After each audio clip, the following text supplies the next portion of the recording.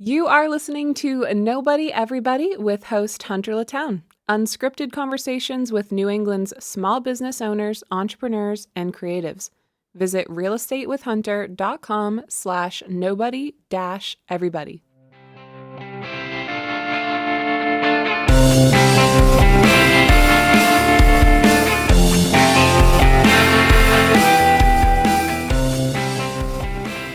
Okay. Yeah. All right. Perfect. So like I said, I just like to do a quick little intro. So to everyone listening, I'm sitting with Scott Weller. You're the founder of EnFi, which is a startup bringing AI solutions to lending. That's right. Do you want to, in your own words, just give a little bit of a background about who you are? My background is I'm a technologist. I'm a chief technology officer. I love tinkering with technology and I love building software and technology. And I'm the co-founder of EnFi, and so I'm partnered with two other really fantastic people who can do things I can't do. And really excited about the future of artificial intelligence and how it can help people create more bandwidth in their life. I would say I'm also very excited about AI and a little bit terrified. Sort of feels like we're barreling towards something that's really big and really scary in a lot of ways. Do you feel that way too? Yeah, but sometimes I wake up and think there's something bigger happening then. Something bigger than all of us sort of happening.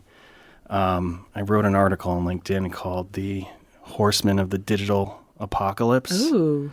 A little bit of a deep dive into my psyche about the dangers of AI, because I think a lot of the more generative AI capabilities that are coming out as innovations, like it seems like every month or every week there's a new innovation. A lot of them are quite dangerous when put in the wrong hands. But when put in the right hands for the right reasons can be really magical. So I think we have to have an educated view on, it's like playing around with knives as kids. Don't run with a knife. Yep, I totally agree. They can be useful. Except with knives, everyone knows about knives, but I feel like it's only been about a year and a half where unless you were really tuned in, you had no idea about AI before. It it felt like it came out of nowhere. And now suddenly the companies are saying, oh, we have AGI now. That's coming down the line. The quantum computing that Google has now is just coming out of nowhere. It's like one thing after the other. So let's not get too off topic first, though. So I want to hear a little bit more about EnFi. EnFi was born out of two people really wanting to help startups. I'm a serial entrepreneur, and Joshua, my co-founder, is a serial entrepreneur, and we spend a lot of time working with other entrepreneurs, serial entrepreneurs. And I was a co-founder of a company called Session M, where my kids like to joke that I invented loyalty programs. I did not invent loyalty programs, but we built a data platform there that was integrated with e-commerce and point-of-sale systems that enabled global companies to engage their customers in a different way. And it became super useful when mobile started becoming a place where people purchase things. Just like a gamification sort of system, Yes, right? exactly. Okay. So as these large companies were putting their loyalty programs on mobile apps, we were there to help implement that. And so the Session and platform essentially runs millions and millions and millions of transactions a day across mobile and e-commerce and point of sale for some of the largest companies in the world to orchestrate their loyalty programs. Not sure if I'm still under NDA, but if there's a loyalty program app on your phone, likely Session M is plugged in there somehow. And so we sold that company to MasterCard in 2019 and became a division of MasterCard called Merchant Loyalty. I became the head of product and general manager and helped to create and run that at MasterCard for about 3.5 years. Okay. Along the way, I started angel investing in startups. 45 startups now. Wow. Are in my portfolio, but I really decided to do it because I like to work with founders and really want to experience that early innovation cycle with them. I think is why I do it. And through that experience, when Silicon Valley Bank had its major issues, we had a lot of founders just scrambling to figure out where to put their capital, or if they could. They weren't quite sure what to do with a bank run. When you raise money as a early stage startup, in and around that fundraising event creates an opportunity to pull in other funding, and specifically venture debt. It's a way of further capitalizing your business. And Silicon Valley Bank had a really good practice around lending venture debt. Companies with venture debt with Silicon Valley Bank couldn't move their money, and so they're kind of stuck. And so we were trying to figure out a way to make that entire venture debt lending process really simple for founders. And it led us down a path of applying AI to the underwriting process and to this thing called portfolio management. It's a way of rewriting risk every day, week, month related to the loans that are out in the portfolio. And by doing that, we also learned that a lot of opportunities to make that entire process much simpler across any type of loan, and how AI could be used to do that. So EnFi is an AI assistant for portfolio managers and underwriters that work on complex credit. These are large lending instruments that require a lot of upfront diligence and a lot of ongoing risk maintenance. So when it comes to the AI that your company is using, are your models in-house? Are you using APIs to work with what is OpenAI, or what's the situation there? Yeah, so we use both what we call foundational models. Those are like the Anthropics, the OpenAIs of the world, alongside fine-tuned models that we create. So there's also a fine-tuning process in around the orchestration of how you use those models. There's also a process around prompt engineering. And so there's all these like different, like people kind of a lot of people see AI, especially generative AI, as the foundational models, the names that you hear about all the time. But under the hood, there's actually an ecosystem of technology being created and built. And one of the mechanisms to go beyond the foundational models capabilities is currently called agent-based systems. And these are ways of capturing data, knowledge, intelligence, and process in the context of a synthetic worker or a synthetic agent. Okay. So you can think about it like we have a particular objective within a business, like you're a bank, and you have this activity of maybe portfolio managing your highest risk loans. Well, from an AI perspective, you can use an agent-based system to designate that task and that job to an agent, and all of the data, all of the processes, all of the workflows, the things that are important for accomplishing that task can be hyper optimized in the context of that one agent. And then you can allow that agent to kind of do that job over and over and over again to automate that system. And so EnFi's underlying technology is an agent-based system where we fine-tune these different synthetic workers, essentially, to be really, really great at certain tasks. And so we can measure their effectiveness and their accuracy at doing those tasks. And so when you say agent too, in that what you're meaning to is like the certain system that you've installed in the AI, right? Or is it more of like a hybrid sort of model? I think the word agent's actually really bad. It's something I think it's something that sort of was developed alongside this evolution of intelligent AI, and I think the best way, the physical manifestation, I think is a great example. So think of drones. Yeah. I think the best way to describe an agent-based system or a multi-agent system is that every agent is one drone in the system. Okay. Or have you ever played video? Are you a big video game player? Yes. So massively multiplayer online game, 3D world.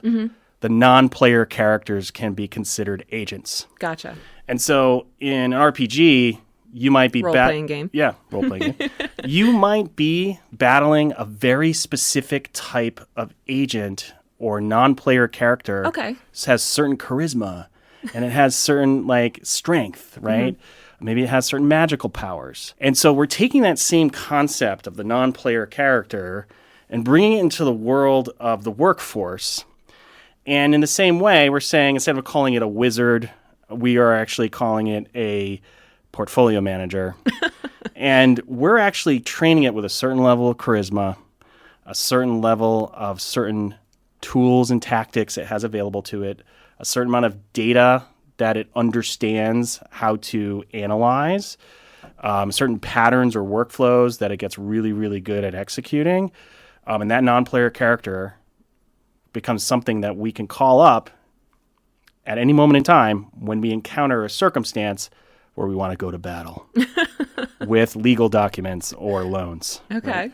And so it becomes this way of looking at software development in a completely different way, where instead of being highly dependent on a software developer's ability to anticipate use cases and anticipate the next line of code they need to write, you can train this agent to accommodate a certain amount of use cases and then run it, trial it, get the feedback, measure accuracy on its ability to complete those tasks, and rinse and repeat as you improve that agent. And is EnFi still in sort of a trial beta phase, or are you fully launched and running and active? We are very much in what we would call closed beta. We feel like we're developing somewhat of a superpower, but at the same time something that requires a lot of care and feeding and fine-tuning in order for it to really be super effective for financial services institutions. Well, it's immensely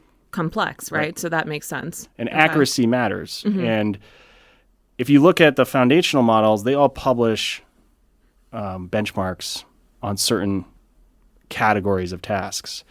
How good is it at reasoning? How good is it at mathematics? How good is it at these other things?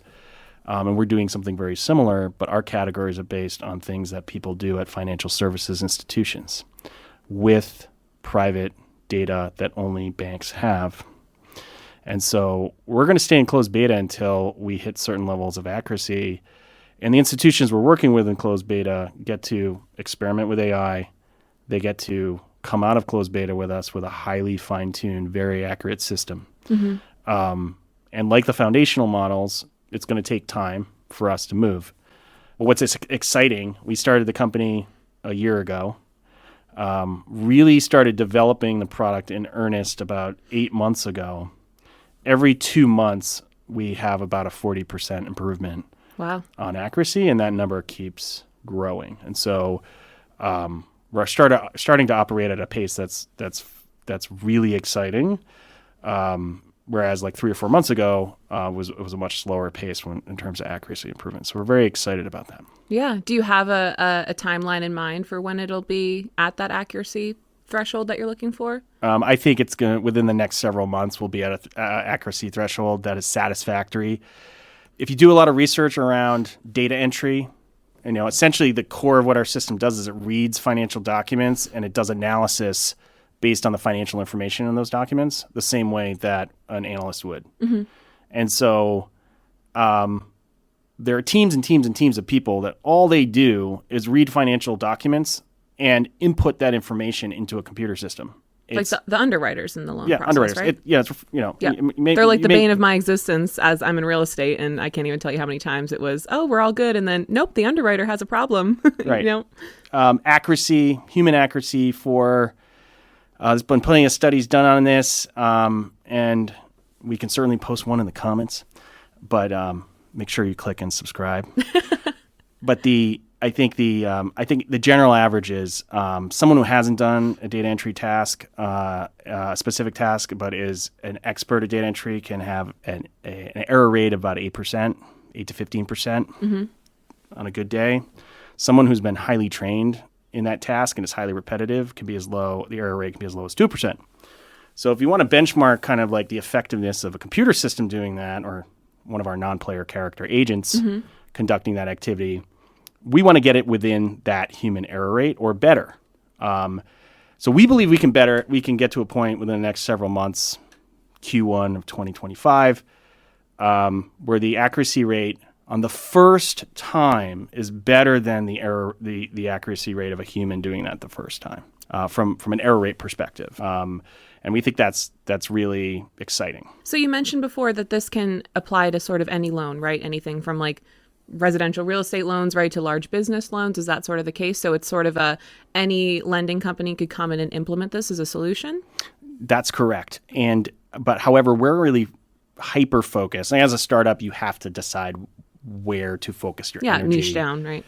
Because we started in this category called fund and sponsor banking and venture debt, these two categories of products, we're purposely starting in an area that had a lot of disparate data to crunch through in order to make a lending decision. And then an area where the data was really dirty or not that helpful and complicated from a risk rating and re-rating perspective. And so we wanted to try to solve the harder thing versus doing auto loans, which in general really requires a quick 1 or 2 quick checks on the borrower to make sure that they have an average risk of repayment by doing maybe a standard credit check across 2 agencies.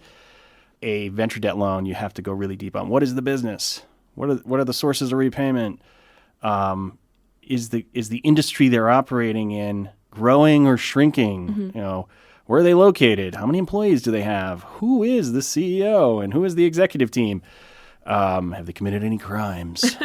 And so it's looking into all those factors. Correct. Wow. Okay. Yeah. And we have agents, non-player characters, that are trained to be really, really good at different pieces of that. So in a multi-agent system, imagine going into that RPG as your character and going into a cantina. And you're looking around the room at all these non-player characters in there, and some of them are good at some things and some of them are not good at other things. Similar in our environment, we have an agent that's really good at making plans. So you give it a complex task. Complex task for an underwriter might be, tell me about a downside risk analysis where there's a 10% default on the capital that company is dependent on their revenue. 10% default on revenue. 10% of their customers do not pay this company as per their projections. What happens? And so we have one agent that'll just kind of like a project manager will just be like, oh, that's a great question. Let me make a plan for how we're going to solve that question. And it'll come up with a plan. And then part of that plan, it'll say, you know what? I might need to calculate some numbers. I need to gather some data. I might need to go talk to one of the other non-player characters, one of the other agents, to get an opinion on the CAGR of the industry that they operate in. Interesting. I might need to get an inventory report to understand, the flow of inventory and whether or not this company is actually delivering on their product strategy. And so each one of those agents gets fine-tuned over time on their accuracy of completing their tasks. Okay. And they're quote unquote aware of each other, Right. so they have that ability to work as a team or individually. That's right. That's really so interesting. This helps accommodate, to answer your question, this helps accommodate a lot of different loan types. That's really interesting. So forgive me if this is a dumb question, but so when an institution's implementing this as a solution for them, are those processes customizable, right? So if this institution cares more about this factor of a founder and this, doesn't care about that factor, are they customizing what they're focused on, or are they just getting, here's all the information that we found? You know what I mean? Correct. Great question. We first train the agents for every customer we have. We're at a maturity level where we do not have a generalized system that doesn't require training. So what we do is completely isolate an environment for the lender, so all their data stays in a secure place. We start applying the agents to each loan and all the documentation associated with the loan, as well as all the information, what would be referred to as a credit policy. So every institution has a credit policy, has certain limits.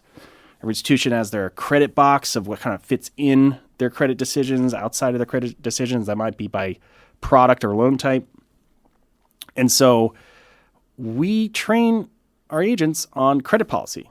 So within our environment, we might have an agent that is just knowledgeable on credit policy for that institution. And so when the other agents are trying to orchestrate a plan on how to solve something, they might need to go and talk to the credit policy agent to say, is this within policy or without outside of policy? So one of the questions a user might ask our system is this loan within policy or outside of policy, and are there any exceptions that were made as part of this lending opportunity? And it'll go off and it'll talk to the other agents that have access to the credit policy, have access to the loan and security agreement for that loan, and come back with an answer. And again, another, I'm trying to like dig deep on this because I'm really curious about how it works as a whole.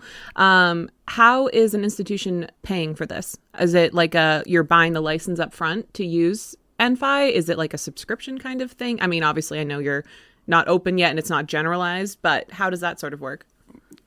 We are currently working through pricing in our closed beta, and where we've landed thus far is kind of a simple, based on the size of your organization, total number of loans under management, kind of a simple like platform fee to just get started, because there's some costs on our side to get you stood up and get you running and help train those agents. Training takes generally anywhere from 3 weeks to 3 months, depending on the complexity of your environment.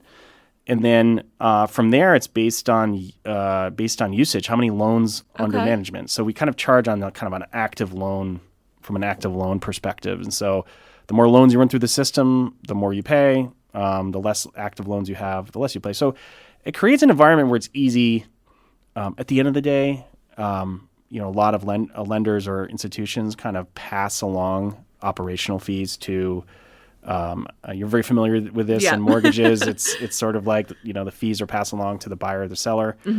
Similar here, like if we're being more efficient around getting that loan out faster and managing the loan, I think we created a model that's very easy to pass some of those costs along to the borrower, and for the institution to take some of those costs as part of the cost of operationalizing the loan. Okay, yeah, that makes sense to me. I mean, what kind of competition have you been seeing? We see a lot of noise around. There's just many layers to the assault that modern professionals are under when it comes to AI solutions. It's extremely easy to create an AI demo. Yeah. These days, there's so many amazing tools out there, and I highly recommend, whether you're a computer programmer or you're a business operator or you're a stay-at-home mom or you're a teacher, construction worker, like whatever your field of study is, I think we're in a time where this technology is making really complicated things very accessible. You can go on a platform now and clone your voice and build an avatar of yourself and then have it run podcasts for you. Yeah. And that's not something we could do a year ago. Yeah. And I think so demos are very easy. So one layer of competition is just demos. A lot of noise, a lot of like, hey, look at what we can do with the technology. There are some legitimate competitors in the space. A lot of them have focused on the origination side of the business and accelerating the origination side using AI. And then there's like more generalized platforms that are bringing this agent concept to any enterprise, including Salesforce. And so I kind of look at it as a spectrum of, going from like fully out of the box, here's a solution that's just highly tuned on originating very specific loans, like SBA loans, for example, are hot because the government backs defaults. And so it's a nice area for most institutions to play because the risk is less, and they can also have a direct impact on local communities by lending through the SBA. Whereas, if that's more of a specific buy scenario, when buy a solution that's like out of the box going to do SBA lending really, really well. But if we have to go beyond the four corners of SBA, like we don't have a solution for that. The other end of that spectrum is we're going to partner with Salesforce or NVIDIA or some other company that has agents, and we're going to build it ourselves. So we're going to build a team to build these agents. EnFi sits somewhere in the middle. We fine tune on your data to accommodate new loan types and anticipate the variability in your business. The other side of that, we're building agents and giving you that framework, allow you to take in more data, get more data into your environment, fine tune the agents against your workflows, so on and so forth. So we want to have a set of out of the box solutions that work, and then obviously be flexible enough if you want to go on your own journey as an institution, add new types of lending instruments, we can accommodate that as we go. I'm sort of seeing in my industry and across the board, I think that we're headed towards a path where a lot of more like base level components of different industries are going to get eaten up by AI, right? I mean, even in real estate, even before AI, we already had Zillow coming in and Redfin coming in. Oh, it's so easy to buy a home, one click sort of way to do it, right? So I sort of see that happening. Do you see that happening in the AI space as well. Like everywhere you look, right, it's that they have, we're bringing AI to refrigerators now and to your shoes and, to this, that, and the other. I almost feel like it's building towards a bubble where unless you're one of those, high value companies that has put in all this background work and really knows what you're doing, we're just going to end up with the collapse of a lot of these like fringe sort of ones. Does that make sense? It makes sense. And so there's a lot of what ifs in that world. I think about it all the time.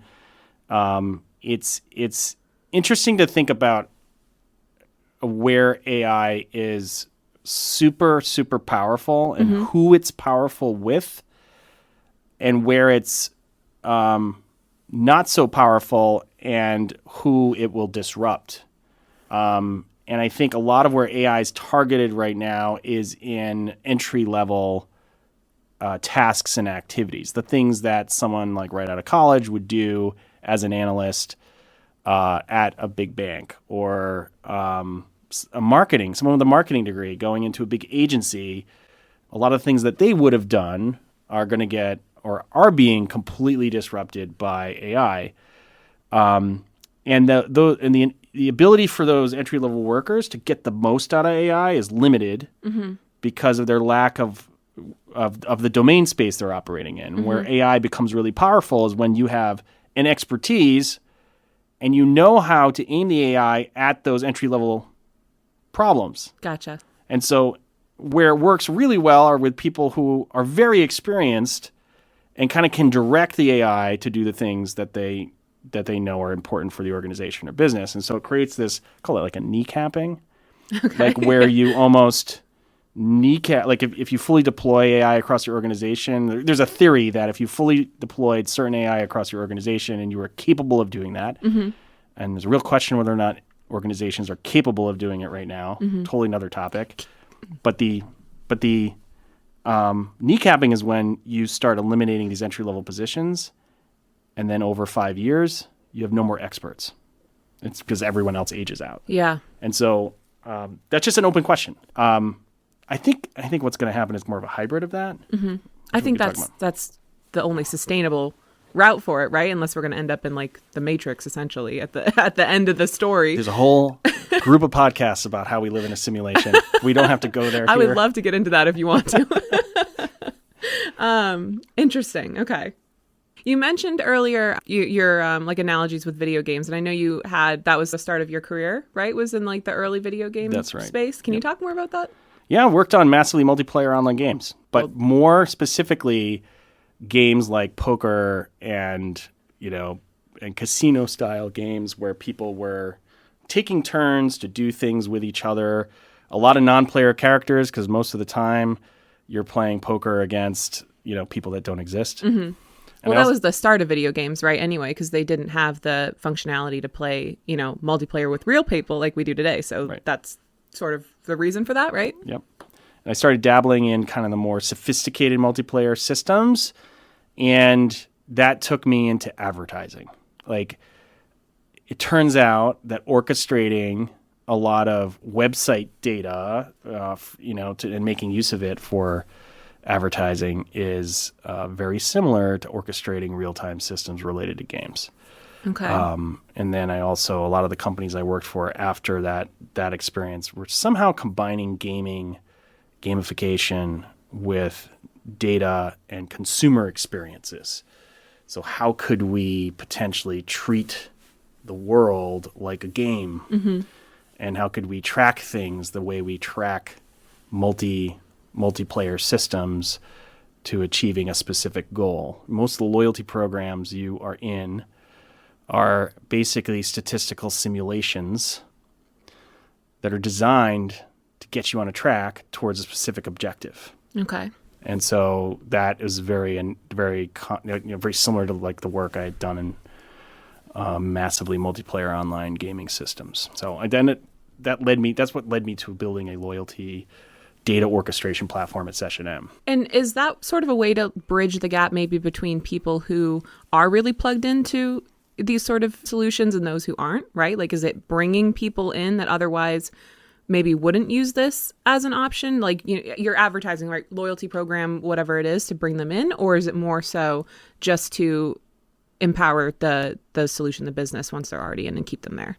I think in relation to AI or in relation to just loyalty in general? I think either way, but Yeah. I was thinking, I guess, in relation to bringing people into these new AI solutions that might be a little bit unfamiliar. I think it's a great question. That is an awesome question. Like, how do you bring people into this AI revolution? Because it's happening whether you want to or not, right? And I see so many people that maybe they want to know more about it, maybe they don't, right? But regardless, they're going to get left behind. So how do we bring them in, both on because it's benefit the businesses, right? Right. I'm going to call this the last mile problem in the digital human hybrid reality that we live in. Okay, great. Okay. Yeah, great title. So the last mile is like, how do you think of it like electricity, and how we electrified every home in the United States over the course of so many decades since the invention of electricity, and there's still places in the world that are not electrified. And I look at AI the same. AI, you can use AI as the same type of analogy. AI is an enabling capability that will be infused in pretty much everything. And the last mile is to bring it to every person in the world. And so bring it through your cell phone, and bring it through your web browser, and bring it to your toaster, and bring it to whatever AI can power. It will find its way to those things and find its way to the humans that can get the best benefit out of it. And so in some way, it's a waiting game. Similar to, we're at a point now where I think most people depend on their cell phone. There was a question at one point in the last 2 decades where people are theorizing that not everyone's going to have access to broadband via cell phone. There's going to be a massive digital divide. And that was a concern for a period of time, but now we're at a point where the cell phone is the primary way that people engage with the internet and the world. And to the point, it's how they get paid in some countries, it's how they interact with their families, it's how they get transportation, et cetera, et cetera, et cetera. So similarly, that's, I think, how AI. So one is just, we just wait, and it will catch up with everyone. But there will be people left behind in that process economically, whether their jobs are eliminated, whether there's other things that happen. And I think in those circumstances, I don't have an answer for how we bring people along. What I can say is what I'm experiencing with real time with the adoption of AI in a workforce, and looking at the dynamics between the people who innately lean in and kind of what happens when people do not. Yeah. And so we're starting to observe, so as we work with institutions and also within our own team, there's a hesitancy to trust the AI, which is a healthy hesitancy when you're developing AI, because you really have to understand, how do we make sure this works? What is the accuracy? Will it work for this use case?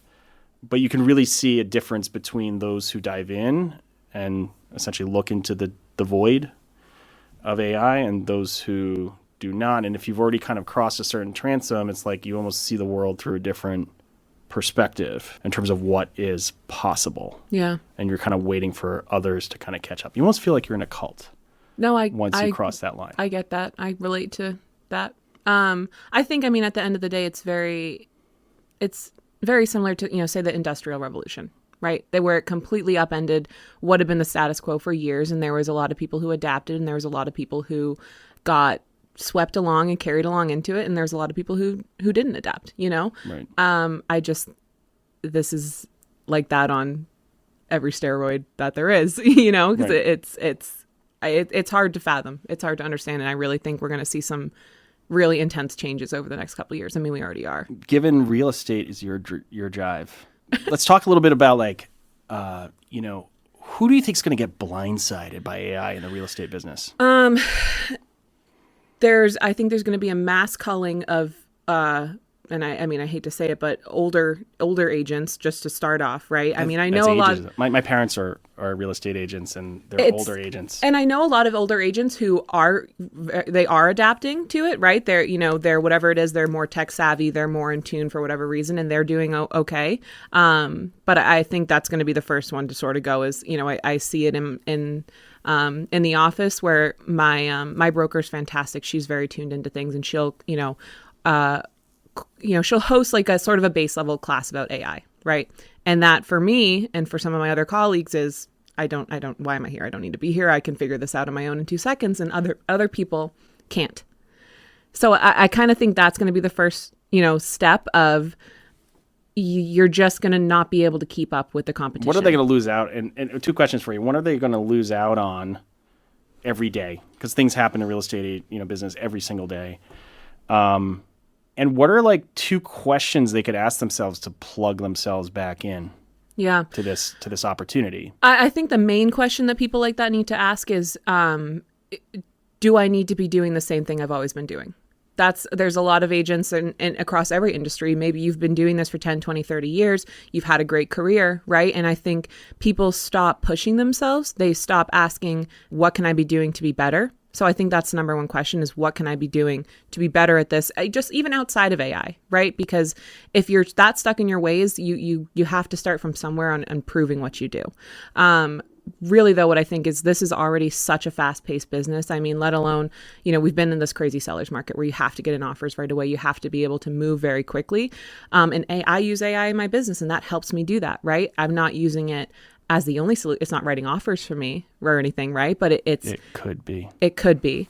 Never without my approval. See, there's the trust factor. Yes, right there. Exactly. But what if you had an agent that was trained on your approval style? Would you trust that more? More so, right? I mean, but I think... Not a real estate agent. Yeah. One of these AI agents. Yeah. I mean, more so, definitely, right? And I think that that's something that I want to incorporate in my business one day. I really think in my industry specifically, and many others, over the next couple of years, there's going to be just a call across the board. I think you need to really be able to not so much like niche down, but you need to be able to provide a high level of personalized human service that's coming off of your natural talent, your hard work, and your experience, right? I think there's always going to be people that want human solutions, and maybe those human solutions are supported by AI. So I think we're going to end up with those kind of agents, those kind of brokerages in the industry that are incorporating it, but offering this high level of human interaction. And then I think everyone else is going to end up being, Zillow AI, buy a home with your, And you think that's more the commoditized approach. So would your advice to a more experienced, older, I hate using the term older, let's say more experienced real estate agent, would it be to lean into using their experience, lean into more those human interactions? Like how do they combat the ramp up time to get familiar with? Because a lot of agents were just bombarded over the last 10 years with all the different tools, tricks, tactics, how to buy these leads, what system they needed, and a website, and all these, just so much. Yeah. Can AI help them? Yeah, my advice to them would be get yourself to a baseline level knowledge, right? Yep. Get yourself familiar with ChatGPT and some basic ways that it can help you, whether that's even having it really basic, like it's writing your blog post for your website so that you can be more easy to find on Google, right? And then if that's sort of where you're hitting your mark on the best you're going to be able to do, and there's nothing wrong with that, then lean into what's been working for you, which is those human interactions. Right. But I think you got to come up on some level just to be able to keep up speed-wise, honestly, with what the rest of the agents can do that are fully using these kind of solutions. So let's say, agents have always been really independent people, right? Mm-hmm. And it's one of the benefits of being a real estate agent is that you get to kind of craft your own time. It's sort of like... Ideally, yeah. You can throw out... of course. Well, obviously. Yeah. I watch my parents just get hit up any time of the day. Yeah. And have to hijack a weekend to get a deal closed or 2 deals closed. But so 80% of the market of real estate agents does what you just said. There's all these middleware players in the space who are enablers of things, digital things, leads, help build your website. build your collateral and content, your marketing materials. What happens to them when someone could go on ChatGPT and with a few clicks can like do most of those things? Yeah. That those middleware players do now. So that's where I'm saying I think it comes in where you need to have something above that. You need to be able to provide a high level that at least at this time AI just can't. You know what I mean? Like I that's where I really think it's going to end up being this top percentage of the best of the best, and everyone else is going to more or less start to get eaten up. Because if you're in that middle sort of ground, you can hang on for a while. I just think if we're looking at 5-10 years down the line, it's just not going to be the case. Also, you could say 80% of agents have the capability to go and use that stuff. Less than 5% of them do. It's an extremely competitive business. We get a bad rap because there's a lot of agents who maybe do the bare minimum. Maybe, they use those tools, but other than that, they're not running their business in the way they should by, putting their client first. So those guys I'm already kind of seeing go away. We had a lot of changes this year. I don't know if you know what happened with like the National Association of Realtors settlement that went down. I've heard of it. Changed a whole lot of rules in the industry, changed the way that we all get paid. And I personally know several agents who were good agents. They, were sort of that moderate. They can use these tools, but they just, nope, I'm done. It's too difficult now. I don't want to compete. I don't want to innovate. And they left it. They left. Interesting. So cool. It's already happening. They're already being eaten up. I think that's going to happen to a lot of industries, a lot of spaces. I think pretty much everything. Yeah, it's sort of like if something can be done more efficiency with more efficiency, it will be done with more efficiency. Yeah.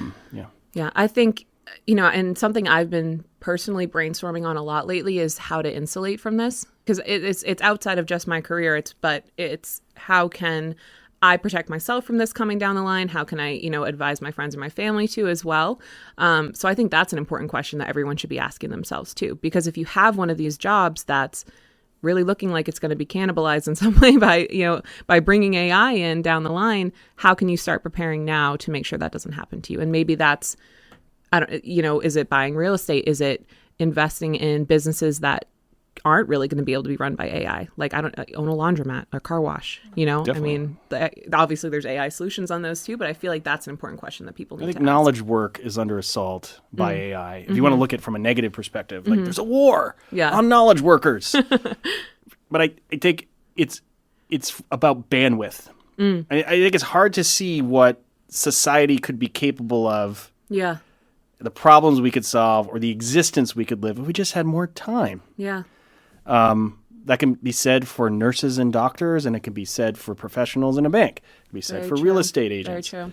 We have all these things we want to solve. We want to solve homeless. How do you find enough time and resources to solve the hunger issues or homelessness and all these other things? And I think we need more bandwidth. So I feel like AI, the positives about AI is it's about bandwidth, and the way you insulate yourself to this assault.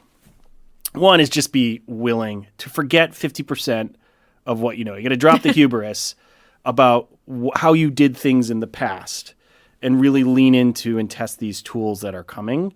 The same way, I remember years ago, my first job as a 15-year-old, because I was a geek and I was homeschooled and I was into computer programming, I had this awesome opportunity to work for Telecom Data Systems, which was one of the first internet service providers in the country. Nice. And as a 15-year-old, I was sent out to sit at bookstores while teachers had their Tuesday evening book club, and I'd spend 5 minutes pitching them on the internet.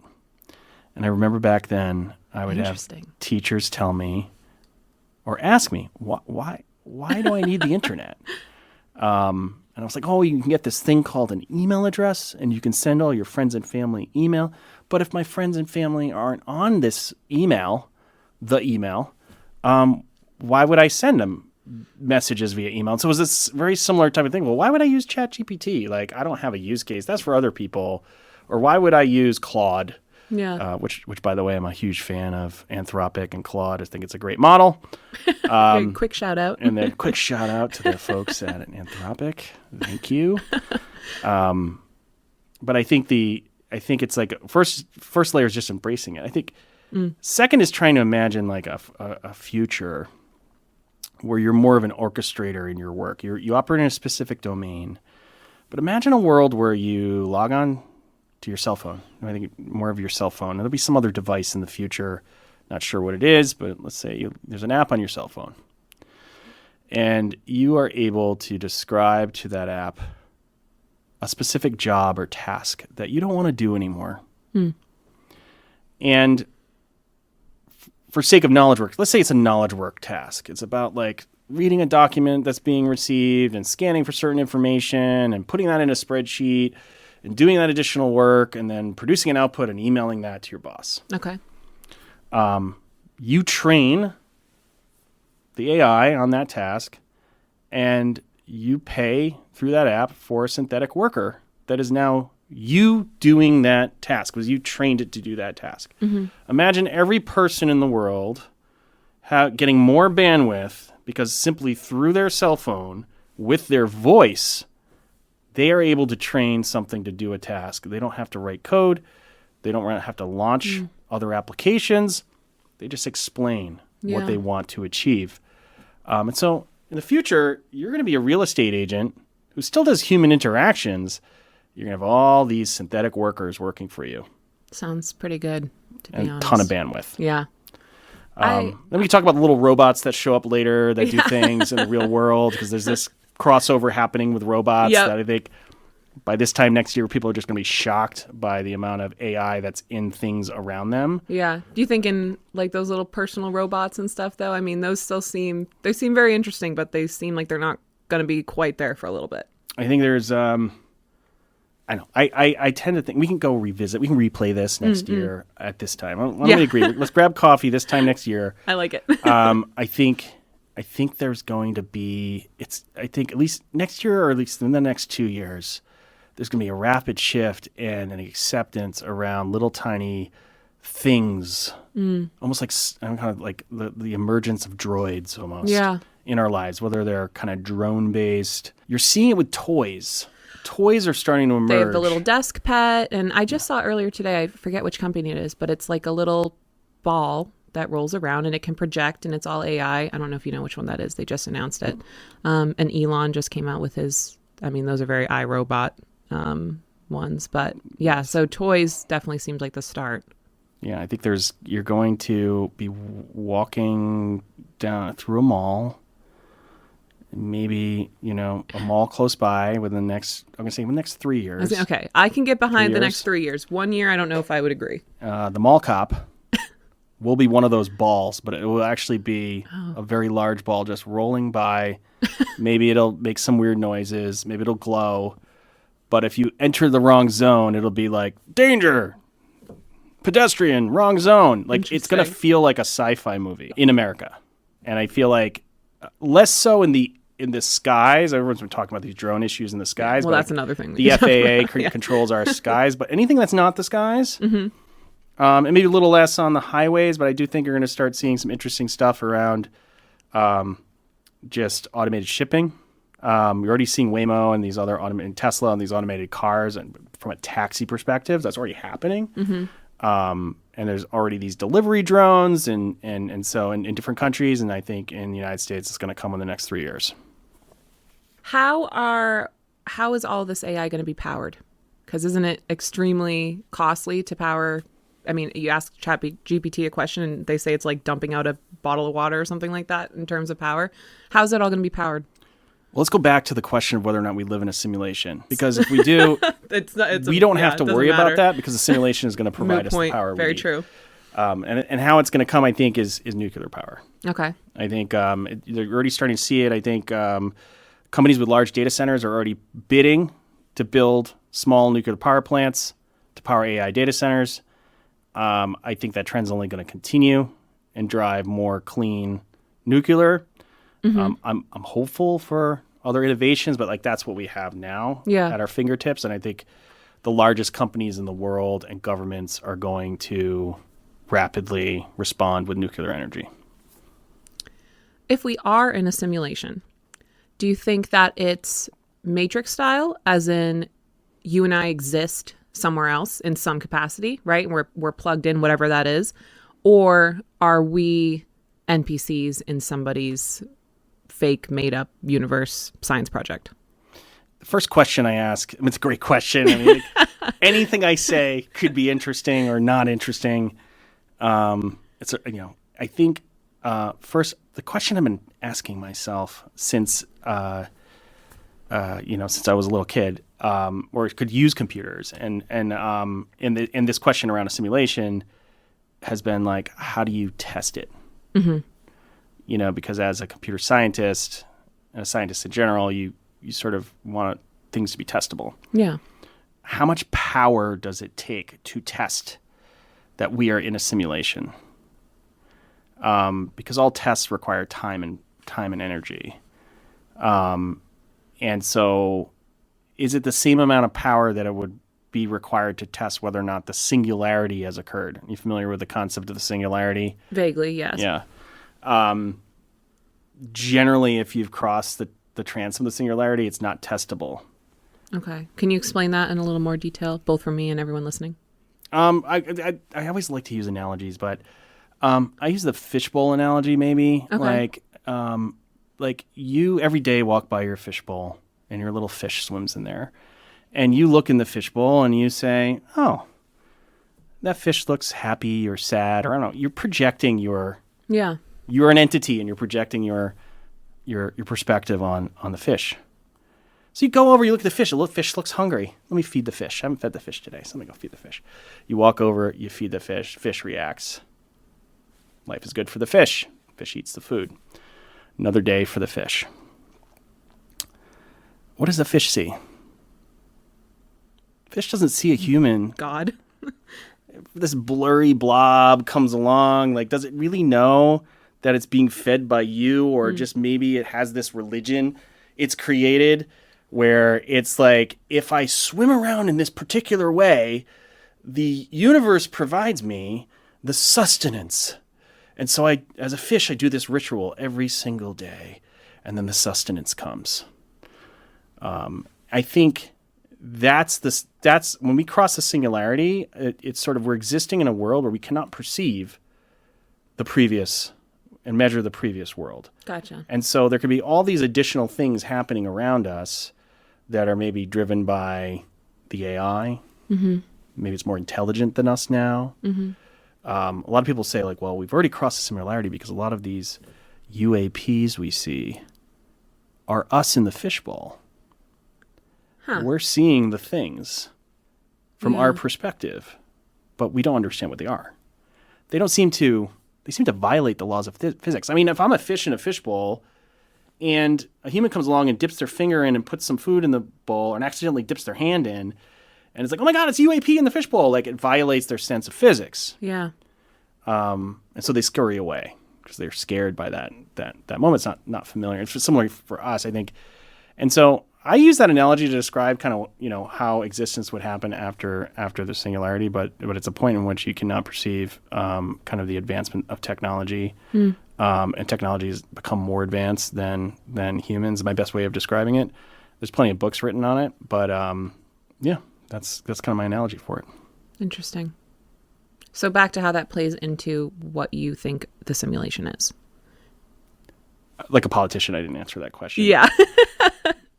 I think you just declared that it existed too. I think I don't believe in the simulation. Mm-hmm. I don't believe that there are some things like us that have decided to build some AI technology that then is trialing. Yeah, things. I agree. But I do believe in the fact that our perception of what is truly reality is limited through the faculties that we have. What we're capable of understanding on a physical level. And so the structures of what reality is, I think, is far more complicated, amazing, sophisticated than we actually can perceive. Mm-hmm. And the bandwidth we have to perceive it through our faculties is really, really slow compared to what is possible in what we understand about the physical universe. Yeah. So quantum entanglement, for example, is something that's hard for us to explain. And I think that alone is a reason to be hopeful that we have a limited perception on reality. Reality is much more interesting. And so through that, maybe there are, I would say, the stories that we read in our religions about life after death. Maybe there is, because that's just another form of how we exist in this very complex reality. If that makes sense. Yeah. No, that makes perfect sense. I mean, I agree with you. I don't think that we're in that, whatever Matrix style, science project style simulation. I think partially because I don't want to believe that that's the case, because I think that's really... Seems like a video game. Yeah, and it's also kind of horrifying. I mean, none of those, look at all the movies about it. None of them are pleasant. But I do think, and you mentioned like the UAPs going on, and who knows what that is. I think it's very interesting. I think a lot of them seem to defy any kind of scientific capability that we're aware that we have, right? I think it's all very interesting. But I would agree with you that I think there's something else going on that we can't necessarily comprehend. And I don't know if maybe that's like another dimensional type thing, if it's a spiritual type thing. And I sort of feel like over the next couple years, next decade, whatever, that along with this, the whole world's changing because of AI. I kind of feel like maybe there'll be some sort of change that's more along that line too. Like, not to say supernatural, because I don't, that's not necessarily what I mean. Like, but in a way it is. I think that maybe we're heading towards a path of where, these dimensions around us, these things around us that we can't comprehend, that we can't understand, but we're sort of angling towards, well, we do know that they're there. We know for a fact that they're there. And I think that understanding is sort of coming down the line too. Yeah, this might go back to measurability of something. Yeah. So the reason why we find UAPs, I think, in general, as I distill all the information, good, bad, ugly, and wrong, and false and correct on the internet, which unfortunately is our number one way of getting information. I think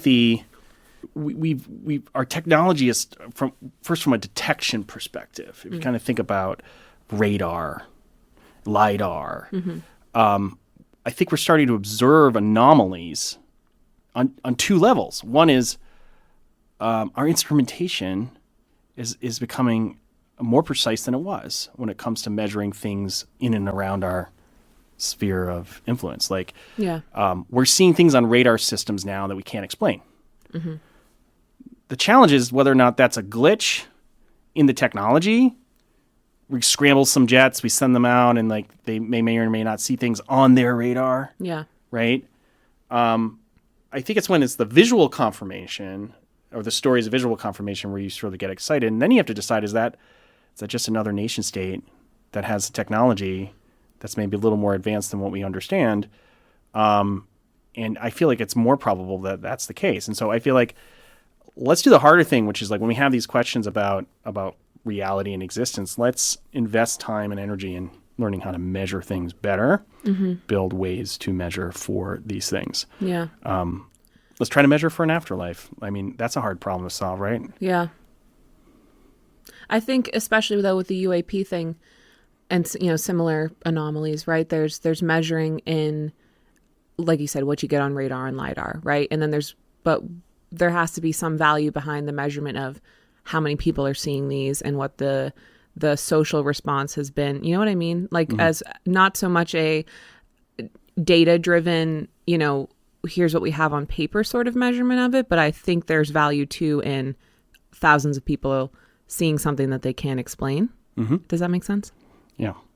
I think obviously that's very hard to quantify, if impossible, but I think there's the real people who see things that they can't explain, and then there's the people that heard about something that they should see that they can't explain, right? And so once that's in the kind of cultural psyche, there'll be a lot of people that see things that they can't explain. Very true. I was watching some videos posted on YouTube about these UAPs, or these drones. And some of them are clearly airplanes landing at airports. And you're sort of like, well, why does this person think? But that's part of the cultural adaptation to that topic. And so I think there's some truth in kind of like in some of the mystery, but a lot of it's explainable. Yeah, I mean, definitely. Yeah. Through just good measurement. Yeah. But I do think we live in a time where, like, I think most people find a comfort in the mystical nature of some of these stories and these conspiracies, or, because they're hopeful. Yeah. That there's something greater than themselves out there. It's, I guess, less more of a fear that, oh my God, like some foreign state is invading us, and they chose New Jersey of all places. Well, but I think I think ultimately a lot of people like believing in conspiracy theories because they want to know and have comfort in something bigger than themselves out there that's hard to explain. Yeah.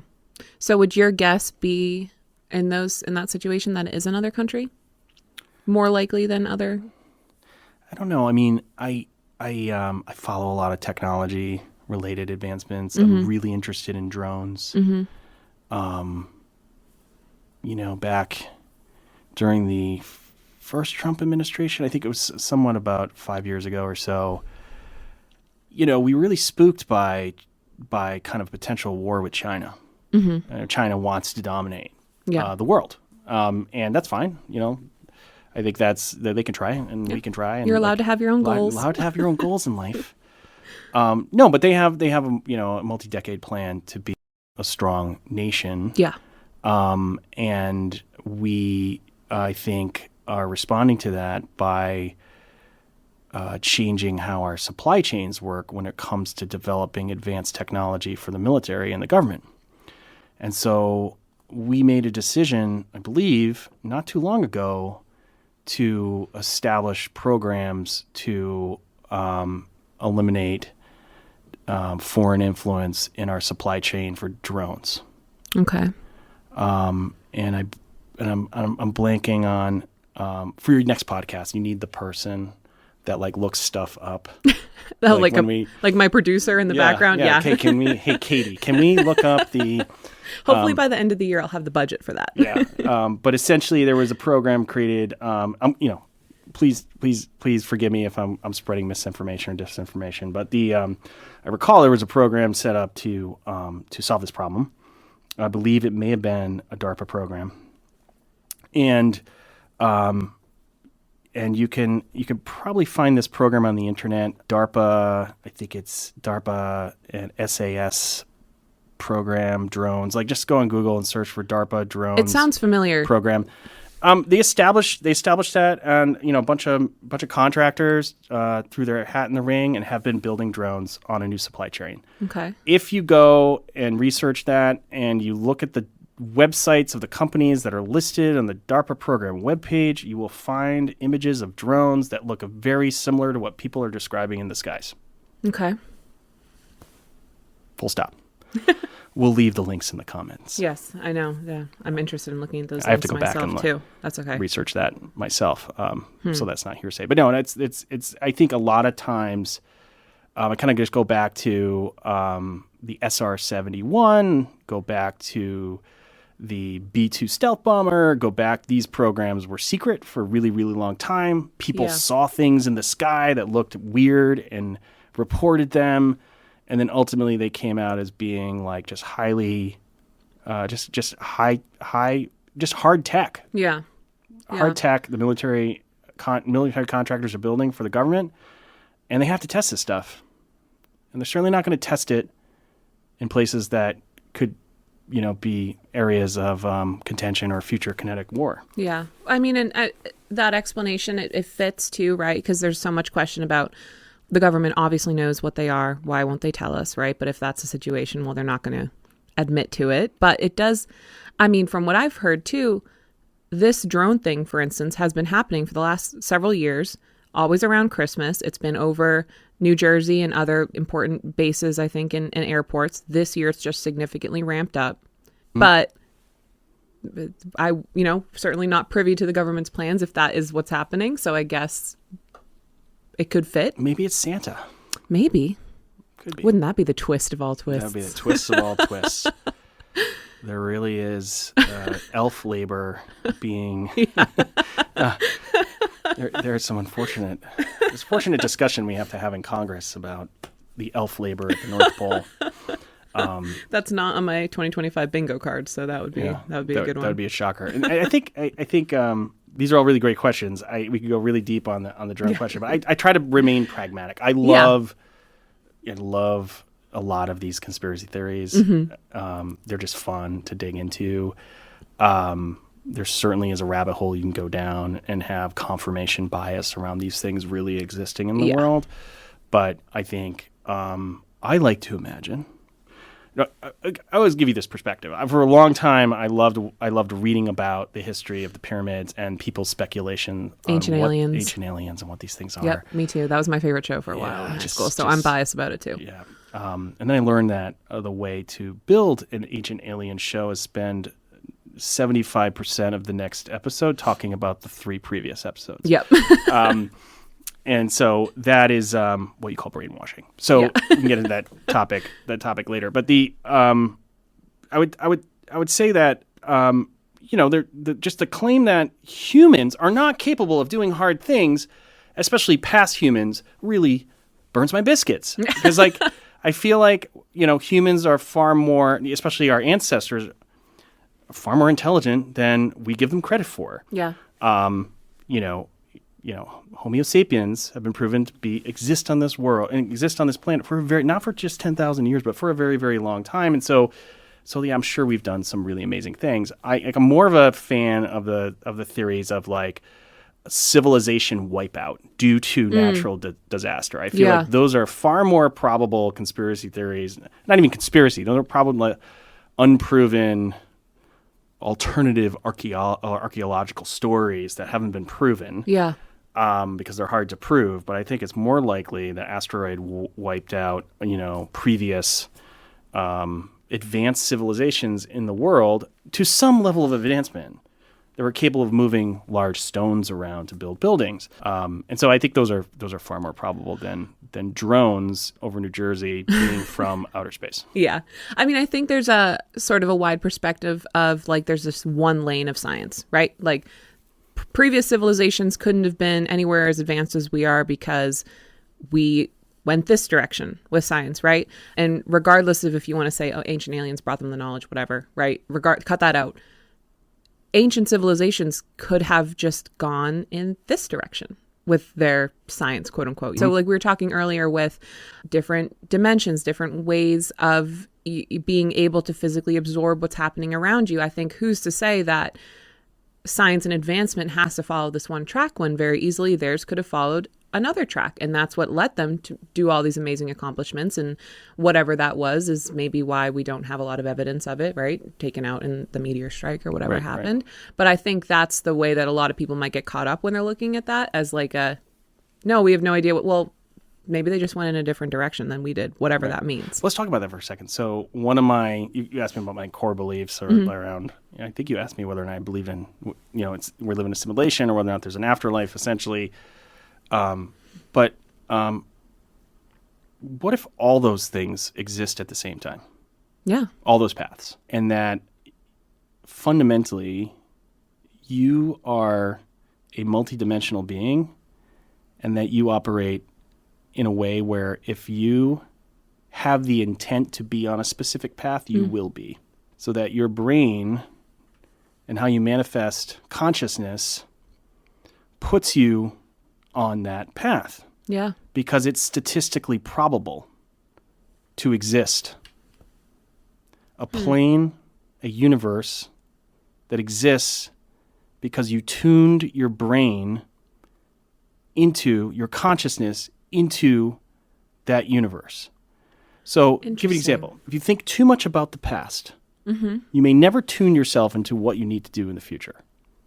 Right. Right? Yeah. If you don't set goals, you may never achieve anything in your life. Short term, midterm, long term. You need goals. Yeah. In order to be a viable human being in life. And taking that to another level, if everything operates on a frequency and humans operate on a frequency and you have the ability to adjust your conscious frequency, you may be able to tune yourself into the statistical version of a universe that you intend to be in. No, same page. We're on the same page. And it provides everything you need for you because you've been able to just figure out tuning. Yeah. I love that whole concept. And I think that pieces of that are making their way into the mainstream ideal, right? Because let's talk about that a little bit. I'd love to hear what you're seeing regarding that theory. So really baseline, right, is people talking about manifestation. Like just telling yourself that this is going to happen, that you're going to be able to do this, whatever it is. Or, if you think about something too much, it's going to cause it to happen, whether that's a negative way or a positive way. I think that's like baseline. I see that everywhere. I see it on social media. I see it my colleagues, family, they say that to you. That's here. I think of the next one, and I don't know if this is something you've seen. A lot of people treat it like a meme, but that the different timelines that exist, right? So people, they might say like major events, and this is more of like a theoretical, but there's different timelines that are existing, and you can end up on a different one. Like there's a timeline where, here, World War II, right? We won over here, we lost over here. There's more recent ones too, where you have like the whole thing with like the CERN super collider, 15 years ago, right? Where worked out over here, didn't work out over here. You know what I mean? So, and that's something that I'm seeing referenced across the board again on social media and in general. So I think we're like inching towards a sort of acceptance of that as a greater theory, I guess. Right. Did that make sense? That totally makes sense. Okay. and from a personal level, we go back to this idea that our reality is a little more complicated than we believe it to be, or that we can actually observe or measure. I just kind of come down to, I really love this theory. And I just come down to just this idea that, one, you can tune yourself into the reality you want to create, or you're not creating this reality. Just think of it about aligning to the right station. Yeah. No, I get what you mean.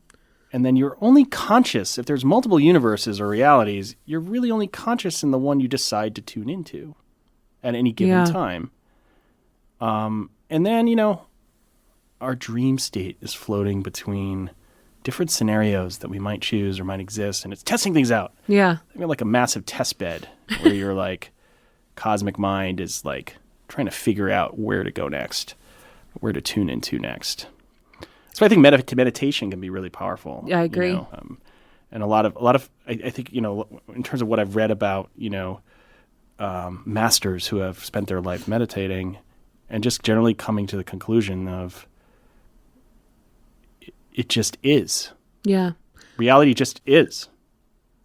Your state of mind just is. It is whatever you decided to be. This might be a little bit of a woo-woo question on this, but do you think that let's say that's the case, right? We're on different frequencies. Do we think that is more of a physical ability that we all have, just based on, I don't know, some unknown factor of our brains, some unknown factor of just existence in general? Or is it more of like your soul? You know what I mean? Interesting. Can animals do it? Great question. we're gonna just figure everything out. Call the news stations. We're almost cracked this. 40 years from now, they're still trying to figure out this podcast. Yeah.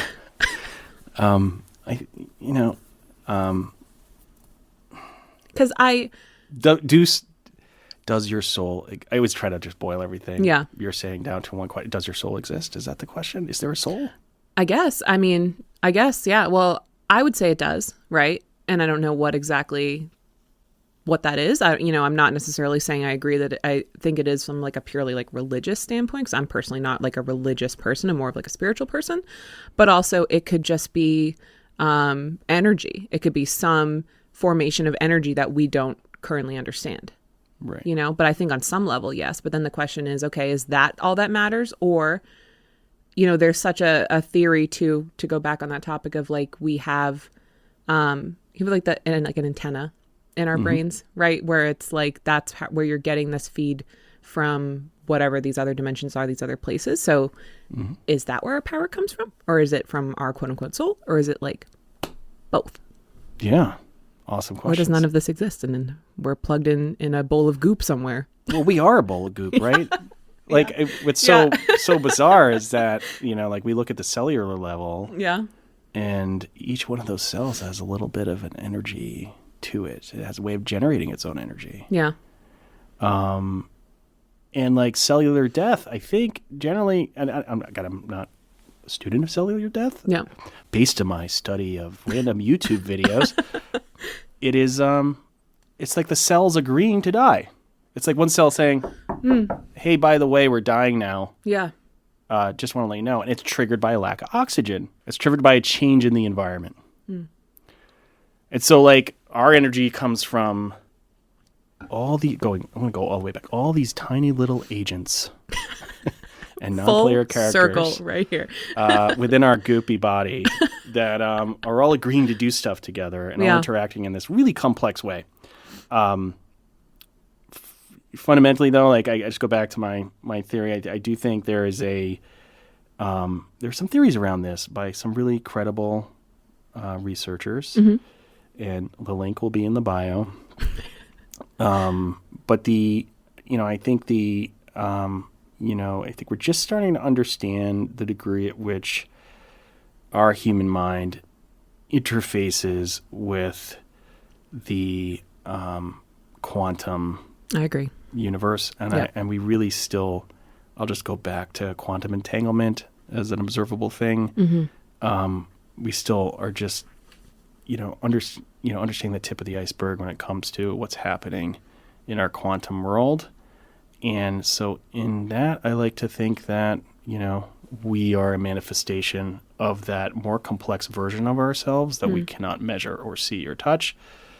And so we are, in some ways, if these cells can generate an energy to attach our essentially conscious being to our vessel, then in theory that maybe there's a way to release the conscious being when the body's no longer needed. Yeah. I mean, if you want to go with like, does an afterlife exist? Yeah. I would just say life exists, but there are manifestations and frames by which we experience life. And so I do think, anyway, no way to measure any of this. Yeah. A bunch of just, theories, but I do like to anchor on the fact that things are more complex than we can measure right now. And it's really fun to think that our physical body is more of a battery where we store the version of ourselves while we experience and tune ourselves into some statistical reality. Yeah. I'll leave it there. I agree. You triggered me a little bit with the we're just batteries, back to the Matrix. Like, oh God, I'm on to you. Wow. It's a lot to chew on for sure. Let's chew on. I think that we should revisit this in a year and see if anything happened with the UAPs and AI and all of that. That sounds good. I'm game. Interesting. I like it. Okay. All right. We should climb out of the rabbit hole. Surely is a rabbit hole. You're editing this later, right? No, I don't think so.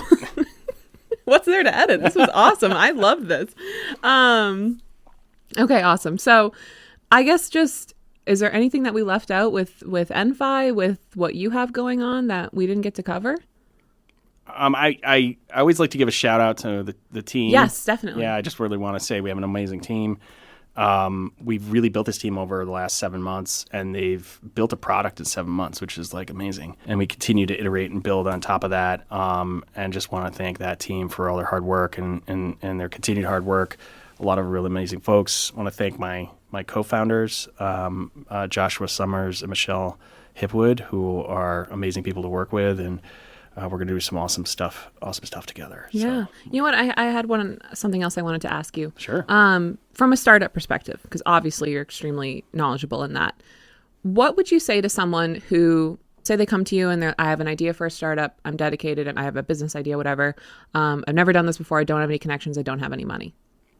It's a really great question. It was something I tried to answer last year with my cousin, who's also works with startups, more on the marketing side of things. And it's like, could we? First time startup entrepreneurs, a lot of them generally don't have a network, and I certainly didn't feel like I had a huge network when I started my first company. But I made it a mission to incrementally get myself in front of communities or into communities that were relevant to what I wanted to learn, relevant to the business we were running. And that generally meant like going to meetings and conferences and, startup events and just to get plugged into the community. And that network builds over years. But if you have an idea and you want to get in front of people and you want to get advice and you want to find a mentor and looking for investors, like all these things can be super, super daunting. So we created a 3-day retreat. Our theory was like, could we bring operators and former entrepreneurs and angel investors and VCs and basically lock them away with 20 other first-time entrepreneurs? Could we create a instant network that's super authentic and genuine? There's no sponsors, no one's making any money off this thing, not salesy. It's just a filter. The filter is you have to drive 3.5 hours, so a little bit uncomfortable, away from your home. You have to mean it. You have to, for the entrepreneurs, for the former entrepreneurs and for the operators, we ask them to sponsor the room and board of the actual entrepreneurs. Immediately that filtered out 90% of the operators out of the picture. And so the operators that were left were people who really cared about entrepreneurs. Yeah. And so we created this filter. And we also had a filter for the entrepreneur side. You had to be a certain phase. You had to kind of go through an interview process. And so we ran this retreat for 3 days. We did workshops on how to do fundraising.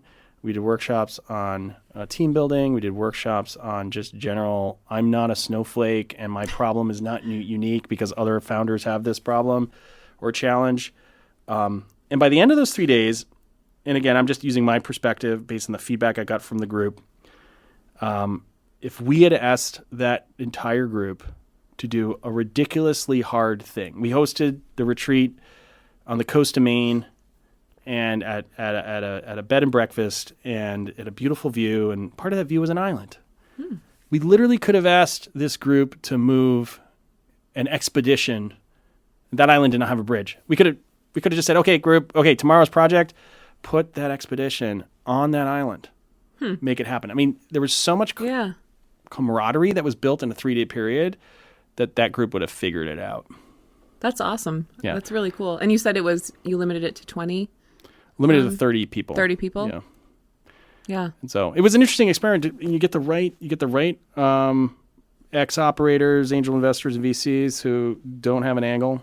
Yeah. And who have a ton of experience, and you get the right group of entrepreneurs. You put them in the same place together, and they'll some people I'm sure didn't get along. I'm sure some people didn't gel, but ultimately they will figure out how to do hard things. Yeah. I love that filter of making sure that it's people who are very serious and who want to be there more than anything, right? Is that something you're going to be doing again? I do it every day. I believe in filters. The event. Oh, the event. Excuse me. Yes, we'll be doing it again.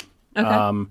One of the things I realized through doing that, it was sort of, between when I left MasterCard and when I was trying to figure out what I was going to do next, and it was sort of when I was sort of, leaning into the EnFi opportunity and leaning into other opportunities to figure out, prototyping EnFi at the same time, right? Yeah.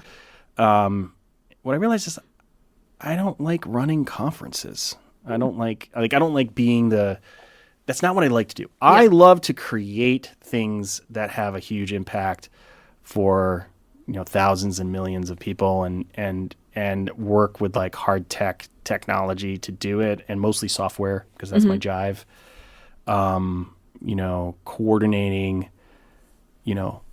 Coordinating car schedules from the airport to a remote location, trying to figure out, what should the what should the dinner menu be and how do we stay under budget? Yeah. All that stuff is just not. So that's what I realized. I realized that, so if find some folks, hey, if there's some folks out there to want to help run the next retreat and handle all those things, give me a call. Yeah, that's really, really cool. That sounds awesome. Thank you so much for coming. Thanks for today. having me. This was really fun. Did you have a good time? I had a great time, a lot of fun. Didn't realize we were going to go down that rabbit hole, but I kind of liked it. Yeah, I liked it. I thought it was great. Awesome. I thought it was great. Well, thanks for having me. This has been a fantastic experience. You're an awesome podcast host. Thank you. I hope we can do this again at some point. Yeah, I like the year check-in idea. Sounds great. I think that'll be good. And then we'll see how smart we are. Awesome. All right, thank you.